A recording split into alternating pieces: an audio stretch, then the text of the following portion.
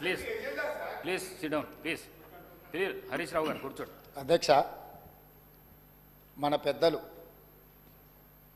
సాగునీటి ప్రాజెక్టులు ఆధునిక దేవాలయాలు అని చెప్పారు. ఎందుకు అంటే ప్రజలకు, సామాన్యులకు, పేదలకు, ముఖ్యంగా రైతాంగానికి దేవాలయం ఎంత పవిత్రమైనదో, మనం ఏదైనా ఆపదలో ఉంటే దేవుడిని కోరుకుంటే ఆపద నుంచి గట్టెక్కిస్తాడనే ఉద్దేశంతో కష్టాలలో, కన్నీళ్లలో, ఆకలితో, ఆత్మహత్యలతో అల్లాడుతున్న రైతాంగం కోసం సాగునీటి ప్రాజెక్టులు నిర్మించి ఎడారుగా బీటలు వారిన పొలాలను పచ్చని పైరులతో పండించాలన్న ఉద్దేశంతో సాగునీటి ప్రాజెక్టులు ఆధునిక దేవాలయాలు అని పెద్దలు చెప్పారు. అదేవిధంగా తెలంగాణ ప్రజలు, ఈ ప్రాంత వలసలు, ఈ ప్రాంతంలో ఉన్న పరిస్థితులను, పాలకుల యొక్క నిర్లక్ష్యాన్ని దృష్టిలో పెట్టుకొని నీళ్ల కోసం నిప్పులు చెరిగే విధంగా తెలంగాణ సమాజం అంతా కొట్లాడింది. స్పీకర్ సార్, వారు గతంలో లెజిస్లేటివ్ అఫేర్స్ మినిస్టర్గా పనిచేసినారు. ఏదైనా ప్రత్యేక అంశం ఉన్నప్పుడు స్పీకర్ గారు ఎజెండాలో లేకపోయినా స్పీకర్ గారికి సర్వ అధికారాలు ఉంటాయి. ప్రత్యేకమైన సందర్భంలో ప్రత్యేకమైన అంశాల మీద స్పీకర్ గారు అనుమతిస్తే ఏ సభ్యుడైనా మాట్లాడవచ్చు. ఒకవేళ ఆ సభ్యులు మాట్లాడదలుచుకుంటే, ఒకవేళ తమరు అనుమతిస్తే మిగతా సభ్యులకు ఎవరికి కూడా అభ్యంతరం లేదు. కాబట్టి దయచేసి సభా సాంప్రదాయాలను గౌరవిస్తూ ఈరోజు తెలంగాణకు ప్రధానంగా రెండు సాగునీటి, తాగునీటికి వనరులు. ఒకటి కృష్ణానది, కృష్ణా జలాలు, రెండు గోదావరి జలాలు. కృష్ణా జలాల మీద దాదాపుగా నిన్న తమరి అనుమతితోని కొంతమేరకు మనం చర్చించగలిగినాము. వాస్తవాలను ఈ రాష్ట్ర ప్రజలకు మనము చెప్పగలిగినాం. ఇక రెండవది గోదావరి జలాలు. గోదావరి జలాల మీద మీకు తెలుసు, ఆనాడు తమరు మంత్రిగా ఉన్నప్పుడే డాక్టర్ వైఎస్ రాజశేఖర రెడ్డి గారు, ఆనాడు పెద్దలు దేవేందర్ గౌడ్ గారు ఆదిలాబాదు నుంచి చేవెళ్ళ వరకు పాదయాత్ర చేసి తెలంగాణ ప్రాంతాన్ని సస్యశ్యామలం చెయ్యాలి అని అంటే ప్రాణహిత చేవెళ్ళ నిర్మించాలి అని చెప్పి వారు పాదయాత్ర చేపట్టడం జరిగింది. ఆనాటి ప్రభుత్వం ఈ ప్రాంత ప్రజల యొక్క ఆలోచనను దృష్టిలో పెట్టుకొని ప్రాణహిత చేవెళ్ళ ప్రాజెక్టును ఆ రోజు ప్రారంభించడం జరిగింది. ఆ రోజు దాదాపుగా మొదట 12 లక్షల ఎకరాలు అనుకొని తర్వాత 14 లక్షల పైచిలకు ఎకరాలతోని 38,500 కోట్ల రూపాయలతో 2008లో టెండర్ పిలవడం జరిగింది. పనులు ప్రారంభమైనవి. అదేవిధంగా ప్రాణహిత చేవెళ్లకు డాక్టర్ బాబాసాహెబ్ అంబేద్కర్ గారి పేరు పెద్దలు వెంకటస్వామి గారి సూచనతో ఆ రోజు వారు విజ్ఞప్తి చేస్తే ఆనాడు ప్రాణహిత చేవెళ్ల పేరు డాక్టర్ బాబాసాహెబ్ అంబేద్కర్ గారి పేరు జోడించి పెద్దలు వెంకటస్వామి గారి సూచన మేరకు ఆ ప్రాజెక్టును పనులు ప్రారంభించారు. తెలంగాణ రాష్ట్రం వచ్చే వరకు ప్రాణహిత చేవెళ్ల పనులు ప్రారంభించి చేవెళ్లలో మీకు తెలుసు 1,000 కోట్ల రూపాయల పనులు జరిగినాయి.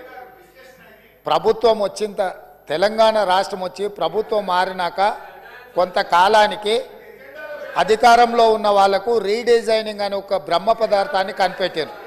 ఆ బ్రహ్మ పదార్థంతోనే తుమ్మిడిహెట్టి దగ్గర నిర్మించాల్సిన ప్రాజెక్టును వివిధ మార్పులకు, చేర్పులకు దారితీసి చివరికి మేడిగడ్డ, అన్నారము, సుందిల్ల ఇక్కడ బ్యారేజీలు కట్టి మేడిగడ్డ నుంచి లిఫ్ట్ చేసి అన్నారంలో పోస్తాం, అన్నారంలో నుంచి లిఫ్ట్ చేసి సుందిల్లలో పోస్తాం, సుందిల్లలో నుంచి నీళ్లు లిఫ్ట్ చేసి మిడ్మానేరులో పోస్తాం, అక్కడి నుంచి మిగతా ప్రాంతాలకు నీటిని తరలిస్తామని చెప్పి ప్రాజెక్టు రీడిజైనింగ్ అని ఒక బ్రహ్మ పదార్థాన్ని కనిపెట్టి 38,500 కోట్ల రూపాయల అంచనాతో ప్రారంభమైన ఈ పనులను 1,47,000 కోట్ల రూపాయలకు పెంచింది అధ్యక్ష.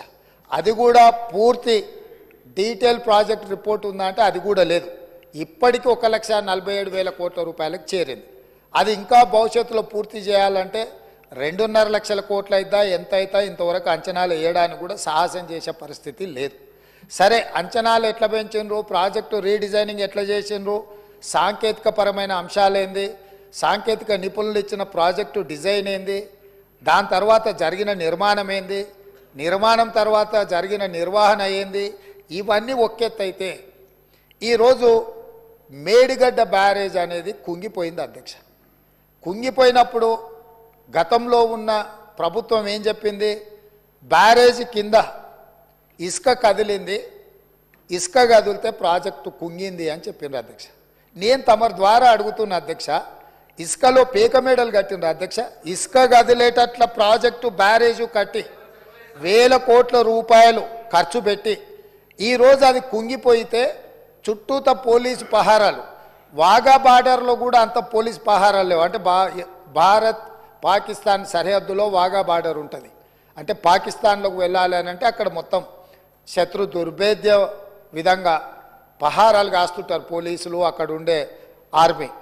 అంతకంటే ఈ మేడిగడ్డ ప్రాంతంలో పిట్ట కూడా ఎగరడానికి వీలు లేకుండా ఆనాటి ప్రభుత్వం ఆ కుంగిన బ్యారేజ్ను ఎవరిని చూడకుండా దాన్ని దాచిపెట్టినరు. దాంతో కేంద్ర ప్రభుత్వం దీనికి సంబంధించి ఫిర్యాదులు అందిన నేపథ్యంలో నేషనల్ డ్యామ్ సేఫ్ అథారిటీ అధికారులను పంపించి ప్రాథమికంగా ఆ ప్రాజెక్ట్ ఏం జరిగిందో చూసి ఒక నివేదిక ఇచ్చిండ్రు. ఆ కేంద్ర ప్రభుత్వం నుంచి ఇచ్చిన సాంకేతిక నిపుణులు ఇచ్చిన నివేదికను కూడా గత ప్రభుత్వం తప్పుపట్టింది. ఆ తర్వాత కాంగ్రెస్ అధికారంలోకి వచ్చిన తర్వాత అక్కడ జరుగుతున్న పరిణామాల నేపథ్యంలో కొంతమంది అధికారులు ఆఫీసుల నుంచి ఫైల్స్ మాయం చేసిందని టీవీలలో పేపర్లలో పెద్ద ఎత్తున వచ్చింది. తక్షణమే ప్రభుత్వం తేరుకొని విజిలెన్స్ అండ్ ఎన్ఫోర్స్మెంట్ అధికారులను మీరు ఆ ఫైళ్ళు మాయమైన ఏమి మాయమైనాయి, ఎవరు మాయం చేసిండ్రు, అదేవిధంగా మేడిగడ్డ అన్నారం ప్రాజెక్టులలో జరిగిన అవకతవకల మీద మీరు ఒక నివేదిక తయారు చేయండి అని చెప్పి ప్రభుత్వం ఆదేశాలు ఇవ్వడం జరిగింది. సాగునీటి పారుదల శాఖ మంత్రి ఉత్తమ్ కుమార్ రెడ్డి గారు సూచన మేరకు ఈ ఆదేశాలు ఇచ్చినాం. వాళ్ళు పూర్తి స్థాయిలో వీటన్నిటిని పరిశీలించి ప్రాథమికంగా ఒక నివేదిక ఇచ్చారు. అందులో తీసుకున్న నిర్ణయాలు కానీ, లోపభూయిష్టమైన నిర్మాణాలు కానీ, నిర్వహణలో జరిగిన నిర్లక్ష్యానికి సంబంధించిన చాలా విషయాలను వాళ్ళు నివేదిక ఇచ్చిండ్రు. ఆ నివేదిక నేపథ్యంలో ఇప్పటి వరకు చాలామందికి సభ్యులకు కానీ రాష్ట్ర ప్రజలకు కానీ అక్కడ ఏం జరిగిందో ఏమైందో సంపూర్ణమైన సమాచారం లేదు. ఈరోజు కొత్తగా ఎన్నికైన శాసనసభ్యులు సగానికి పైగా ఉన్నారు.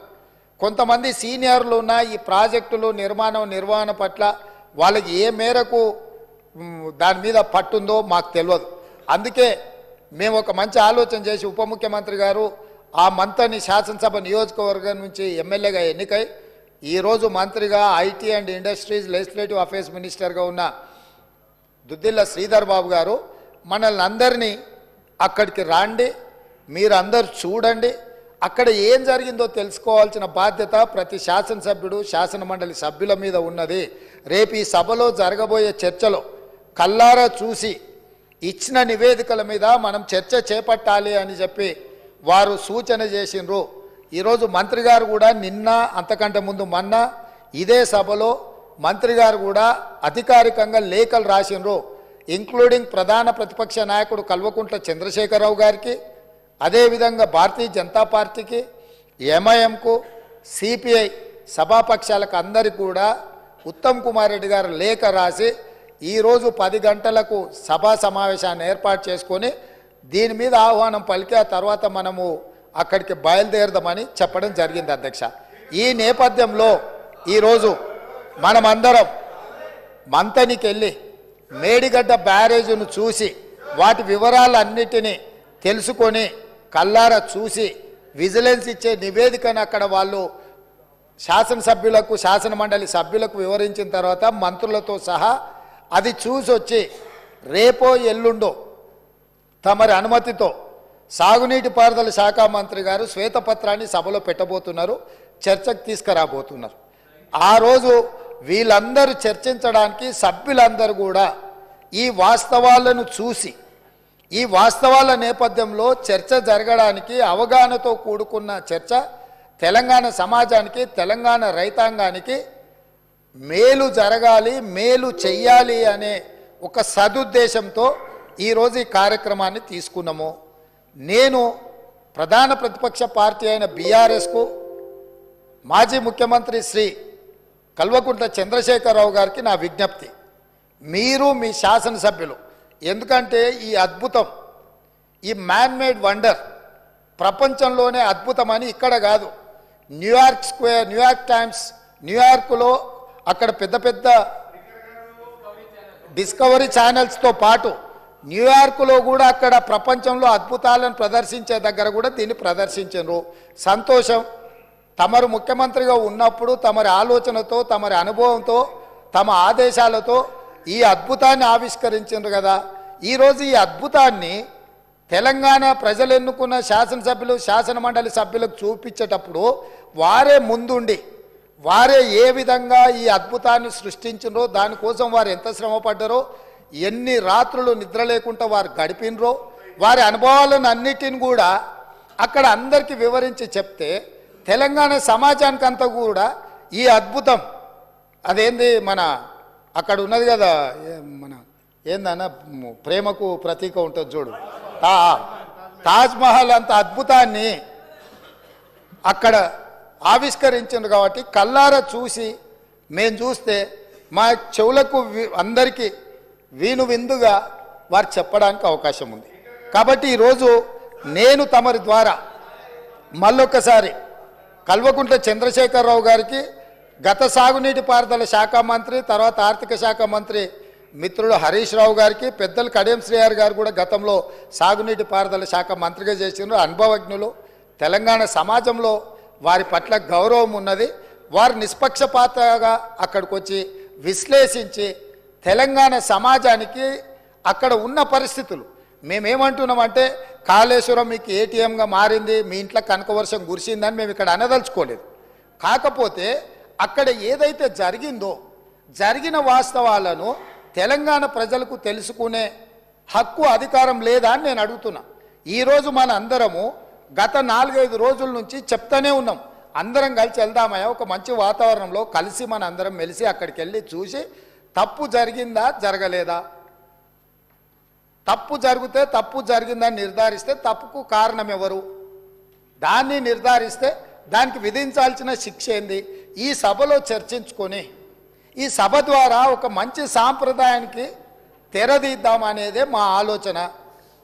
ఈరోజు మేము దానికోసమే ఆ ప్రాంత శాసనసభ్యుడు కాబట్టి గతంలో గవర్నర్ గారు ఉండే, వారి పేరు ఎందుకు కానీ వారు ఏమన్నారు, కాళేశ్వరరావు అని అన్నాడు హరీశ్వరరావు బదులు. కాళేశ్వరరావు గారిని కూడా ఈరోజు మేము అక్కడికి కాళేశ్వరం పోదామని అడుగుతున్నాము. మేము ఆహ్వానించడంలో ఉన్న తప్పేముంది అధ్యక్ష? ఇప్పుడు మేము ఒకవేళ బై రోడ్డు మేము బస్సులు పెట్టుకున్నాం, అందరం కలిసిపోయినట్టు ఉంటుందని.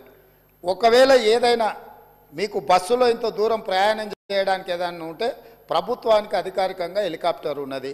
పెద్దలు చంద్రశేఖరరావు గారి కోసం ప్రత్యేకంగా హెలికాప్టర్ను కూడా రాష్ట్ర ప్రభుత్వము సిద్ధంగా ఉంచింది బేగంపేట ఎయిర్పోర్టులో.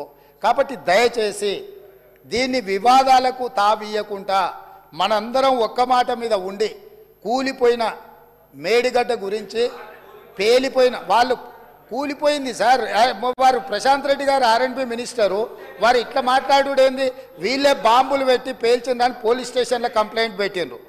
బాంబులు పెట్టి పేలిస్తే సింపుల్ లాజిక్ అధ్యక్ష, ఏదైనా బాంబులు పెట్టి పేలిస్తే శకలాలు గాల్లోకి ఎగురుతాయి అధ్యక్ష, భూమిలోకి పోవు. ఇది ఆళ్ళు రాసే అబ్బాయికైనా అర్థమైంది, బాంబులు పెట్టి పేలిస్తే గాల్లోకి ఎగురుతుంది అధ్యక్ష, భూమిలోకి కుంగదు.